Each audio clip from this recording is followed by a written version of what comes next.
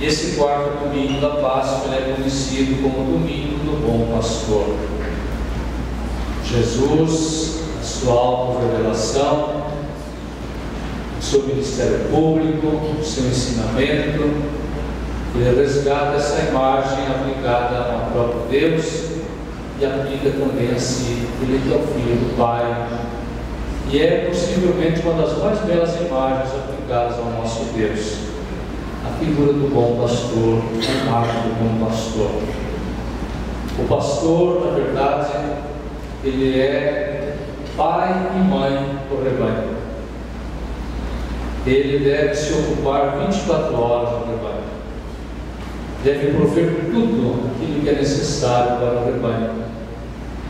E na oração que nós rezamos no início desta Eucaristia de hoje, a oração da coleta, a oração que reúne as intenções da Assembleia Litúrgica que celebra, nós pedimos que esse pastor tem toda a fortaleza necessária para cuidar do rebanho. Ele conceda ao rebanho essa fortaleza, ao rebanho que é frágil, que é fraco, ao rebanho do qual nós participamos e ao qual nós pertencemos. Nós somos frágeis, somos fracos por causa do pecado, por causa da maldade, e precisamos da fortaleza do pastor, aquele que veio para a nossa salvação. E nós encontramos aí nas leituras de hoje,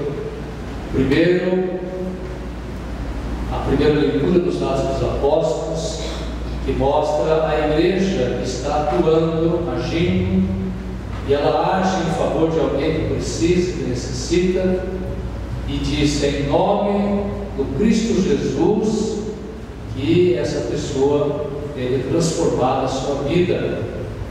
Aquele que vocês crucificaram, em nome dele, que agora é o ressuscitado, porque o Pai aprovou tudo aquilo que ele fez, ele deu uma comunhão profunda com o Pai, e é em nome dele, o crucificado, que agora é o ressuscitado, nós estamos vivendo o tempo pascal, que a igreja está agindo. Depois ouvimos a segunda leitura, esse trechinho da carta de São João, que fala do presente que nós recebemos de Deus, presente de amor.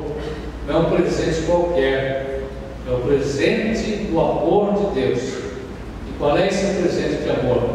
É a de sermos chamados filhos. No Filho, no Cristo Jesus, somos agora também filhos. Fazemos parte do corpo do Senhor, do corpo do ressuscitado.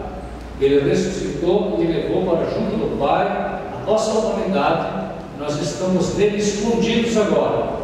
E já formamos, peregrinando no mundo, a comunidade do ressuscitado. E esse é o presente de amor. Agora nós podemos chamar a Deus de Pai. Esse Cristo reza em nós. Esse Cristo reza conosco. Esse Cristo apoia a nossa oração. Ele reza por nós. Ele leva a nossa oração ao Pai. Ele abriu esse caminho, esse canal, essa possibilidade agora de nós também, nele, sermos constituídos filhos e filhas do mesmo Pai, do qual ele deu a comunhão. E o Evangelho que nós ouvimos, esse Evangelho no qual Jesus se apresenta como bom pastor e fala do seu amor, da sua comunhão profunda com o Pai, do amor que ele tem pelo Pai, do amor que o Pai tem por ele e do amor que ele, o Pai, pela ação do mesmo Espírito, tem pelo rebanho, tem por cada um de nós. Ele é o bom pastor que conhece cada um de nós, nos chama pelo nome e nos conduz para a vida nova, que nos tira da situação do pecado e nos dá a salvação. Eu cheguei ontem lá de Aparecida, a participação minha na Assembleia dos Bispos do nosso querido Brasil. E essa experiência da Assembleia com os Bispos do nosso país, um país imenso, é maravilhosa, gente vê assim, quantas ações acontecem através, né, do testemunho dos bispos, mas não só dos bispos, daquelas igrejas que eles presidem, das dioceses que eles presidem, né? Dizer, uma atividade imensa da ação do Senhor que se realiza através dos bispos, dos padres, da agente pastoral, das comunidades, das igrejas, né? das dioceses, em favor do rebanho do Senhor. Como é maravilhoso, quantos testemunhos são dados nesses dias, e a gente faz essa experiência da pertença ao rebanho do Senhor.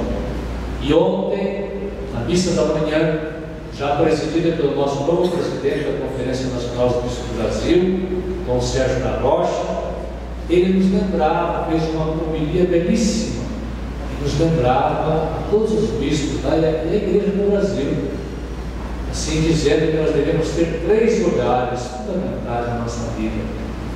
O primeiro, olhar para o Cristo Jesus, né? Olhar para o bom pastor. Na liturgia de hoje, desse domingo, a igreja é convidada a olhar para o Cristo Jesus, mas com essa imagem, essa roupagem do bom pastor. Ele é o bom pastor, ele nos ama, ele dá a sua vida para a nossa salvação, ele conhece cada um de nós, ele quer a nossa alegria, ele quer a nossa felicidade, mas nós precisamos ter o nosso olhar voltado para ele, crescer nessa consciência de que nós somos discípulos dele, crescer nessa consciência que nós formamos o rebanho e que no rebanho ele chama também para que a gente exerça serviços, trabalhos, participando como dom dele, presente dele, do cuidado do rebanho. Mas em primeiro lugar é essencial, é fundamental que nós tenhamos o nosso olhar voltado para ele. Ele é a cabeça da igreja, com ele nós formamos o corpo seu. Nós somos o corpo do Cristo Jesus e com ele nós temos acesso ao Pai. E por ele nós recebemos também o sopro do Espírito, a vida nova, que nos dá os dons necessários para vivermos a nossa vida, filhos e filhas de Deus. Então, como Sérgio lembrava, o primeiro olhar nosso voltado para o Cristo Jesus. Mas um segundo olhar, Sérgio lembrava, deve ser para a igreja, para a comunidade a qual eu pertenço. Comunidade que nós vimos na primeira leitura, que vai agindo agora em nome do Senhor, que vai agindo na comunhão com o Senhor. Sabe que a sua força, a sua fortaleza provém do bom pastor, provém do Cristo Jesus. Cada um de nós, como discípulos, missionários, devemos ter essa consciência de que a ação de Deus age em nós. O Espírito do Cristo ressuscitado é que age em nós e que nos dá toda essa força para darmos o nosso testemunho. Então somos uma igreja viva, a igreja do ressuscitado, somos pedras vivas na construção do qual o Cristo é a pedra fundamental, como nós cantamos no Salmo, né? Cristo é a pedra fundamental. E o terceiro olhar, como o Sérgio nos lembrava ontem, deve ser para o povo de Deus, povo que caminha. Uma igreja que tem como pastor o Cristo Jesus, que é dele discípula, uma igreja que é missionária, uma igreja que tem consciência de que é pedra viva, ela deve ter o seu olhar permanentemente para o povo, sobretudo os mais necessitados, né? Os mais pobres, os mais excluídos, os mais abandonados, para ir ao encontro deles, para resgatar a dignidade da ovelha perdida, da ovelha desgarrada, da ovelha abandonada, e ela reencontrar o seu lugar no rebanho do Senhor.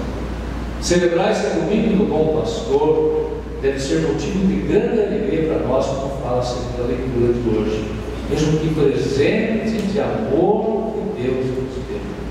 Nós não somos órfãos, nós não somos pessoas que estão perdidas, desorientadas, mas nós somos filhos de Deus.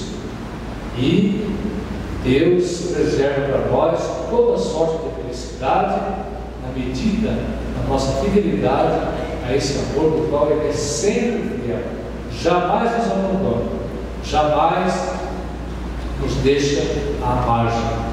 Por isso, esse domingo do Bom Pastor, a igreja escolheu como domingo em que a igreja inteira deve rezar pelas vocações sacerdotais, religiosas e leigas. Pedir ao Senhor da Messe que mande operários. Ele mesmo disse, quando enviou seus discípulos, 2 a 2, ele disse: peçam ao Senhor da Messe que envie operários para a Messe. Quando nós assumimos a nossa missão, a nossa vocação, nosso lugar, a comunidade cristã, a gente percebe como é imensa a Messe, quantas necessidades o povo de Deus precisa, e quantas necessidades o rebanho está faminto e sedento. E aí a gente precisa saber pedir ao Senhor que envie pessoas generosas, que respondam ao seu chamado e se coloquem a serviço do seu rebanho. É um dom que Deus concede a nós, e esse pedido deve ser feito por todos aqueles que compõem o rebanho do Senhor. Cada um de nós, cada um de vocês, cada um deve fazer o seu pedido, deve rezar e pedir que o Senhor envie mais operários. A oração, ela vai nos chamando também a uma ação concreta. Quando nós rezamos verdadeiramente, quando pedimos verdadeiramente, nós percebemos que não basta apenas pedir, mas que a gente precisa se colocar em movimento, precisa se colocar a caminho, precisa se colocar em construção de uma igreja que vai responder ao chamado do Senhor. Então, cuidar das vocações, cuidar daqueles que são chamados, cuidar da vida da família, cuidar da catequese, cuidar da ação pastoral, cuidar dos vocacionados, rezar pelos nossos seminaristas, rezar por aqueles que estão servindo a comunidade, pelos padres, rezar pelos bispos, pelo Papa, rezar pelos leigos que também vão respondendo ao seu chamado para a comunidade, e para que Deus vá suscitando cada vez mais pessoas para o serviço na comunidade cristã. Eu dizia para vocês que nessa experiência desse encontro anual que nós temos com os bispos, quantos testemunhos, e alguns deles são comoventes, de ver assim a dedicação em situações às vezes difíceis, né? Onde o bispo está, a igreja que ele está, né? Eu dizia agora à tarde na catedral do Dom Sebastião, da Diocese de Coroatá, né? Então, estávamos conversando no final da Assembleia, e ele perguntou quanto tempo demoraria para chegar em casa. Eu perguntei para ele quanto tempo demoraria para chegar na Diocese dele. Ele dizia: na região nossa não tem pista, não tem autoestrada, não tem pista dupla, né? Dizia que ia de avião até São Luís, depois ele demorava muito tempo para chegar em casa. Daí, conversando um pouquinho sobre a diocese dele, ele dizia: a minha diocese, 90% da população vive com o Bolsa Família, muito pobre, carente. Ele dizia: tem uma paróquia que o padre trabalha, entra R$2.000 de dízimo por mês, não tem mais coleta, só isso que é. 10% foi passado para ajudar a diocese, depois um pouquinho para ajudar a pagar empregado, e não é só o padre para lá, comunidade. Eu perguntei para ele: então você não tem a diocese irmã? Porque as dioceses do sul, né, nós fazem essa parceria com a diocese irmã. Lá tínhamos a diocese de Foz do Iguaçu, mas depois o bispo aqui morreu, o bispado também mudou, e ele perguntou: vocês têm diocese irmã? Eu falei: não, nós não temos, e iríamos fazer uma parceria com a diocese de Juíno, mas também na ocasião do bispo falecer. Quem sabe nós podemos fazer as nossas dioceses irmãs? Eu perguntei assim: o que constituía esse relacionamento das duas dioceses? Eu não sei, mas nós desejamos fazer um relacionamento assim com a diocese, não por dinheiro, mas gostaríamos muito que as pessoas possam, que vocês possam vir pessoas aí da diocese do Estado de São Paulo para vir e nos visitar lá, e da nossa diocese eu também visitar vocês, para ver as diferenças, né? Como nós podemos ir, de fato, sempre ajudando, quanto nós podemos dar de nós E na Assembleia dos Bispos a gente sentiu isso. A igreja, aquilo que o Papa Francisco vem dizendo, a igreja tem que ser uma igreja de saída, uma igreja que se coloca no caminho, uma igreja que se encontra, uma igreja que se solidariza, uma igreja que partilha, uma comunidade que já está constituída, que ajuda uma comunidade mais carente, mesmo aqui entre nós. Às vezes tem comunidades da periferia que vem dar um pastelzinho com dificuldades para arrecadar um recurso para ir construir a sua obra, e às vezes as nossas paróquias do centro tem tudo sobrando, está transbordando a riqueza e compartilha.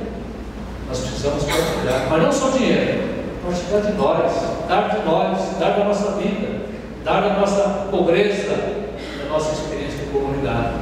Muito bem, então esse é o domingo do Bom Pastor. É o domingo que nós pedimos pelas vocações religiosas, sacerdotais e leigos, pedir ao Senhor da Messe que Ele envie operários, mas é necessário pedir. Quem não pede não ganha. Se a gente não pede, não recebe. Quem não bate, não se abre nada. Quem não sabe onde quer chegar, não chega a lugar nenhum. A gente tem que pedir. E aqui nós somos crismados, hoje esses jovens, alguns adultos, Vocês como cristãos agora adultos na fé devem saber pedir. Peçam que Deus ilumine a vida de vocês, oriente, estudo, trabalho, a vida pessoal, como homem, como mulher, mas peçam mesmo, porque senão outras pessoas vão pedir por vocês e vão desorientar de vocês, vão seduzir com outras coisas ou com outras atividades que não vão orientar rumo ao caminho do bom pastor, que quer a vida e a abundância para todos. Pedir vocacionados, que o Senhor chame, é pedir que Ele chame cada um de nós e nos indique o melhor caminho nosso. Quem sabe no meio de vocês aqui tem pessoas sendo chamadas para o ministério, para o serviço na igreja, para a vida religiosa, para um trabalho mais específico, para um serviço na pastoral. Não tenho medo de responder, mas peçam que Deus conceda a vocês a graça necessária para realizar o serviço. Mas peçam mesmo. Nós precisamos pedir, primeiro, porque o próprio Senhor da Messe não nos pedir. E segundo, se nós não pedirmos, nós não vamos receber. Então, que esse domingo, cada um de nós possa fazer o seu pedido e depois, ao longo do dia a dia, vivendo a vida cristã, a gente possa também continuar se empenhando para que a comunidade é alicerçada sobre a pedra fundamental que é Cristo Jesus, que é o bom pastor, ela possa crescer como esse edifício de pedras vivas de uma igreja que vai respondendo ao chamado do seu Senhor, porque senão nós vamos ser pedras mortas, e pedra morta não edifica nada.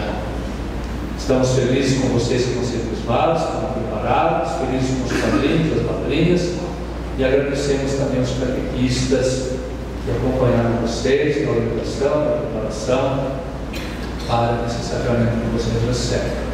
E um agradecimento também às famílias de vocês, aos pais que orientaram vocês para a vida cristã. Ainda há pouco conversava no carro com os dois seminaristas, eles perguntaram para mim como é que iniciou a vocação do Senhor. Eu vinha contando para eles do carro, e eu devo ao meu pai e à minha mãe pelo testemunho de vida cristã que eles deram, foram orientando. Então, muito importante que a gente saiba perceber aí as nossas necessidades e aonde Deus age para edificar a sua igreja. Amém? Amém. Louvado seja nosso Senhor Jesus Cristo.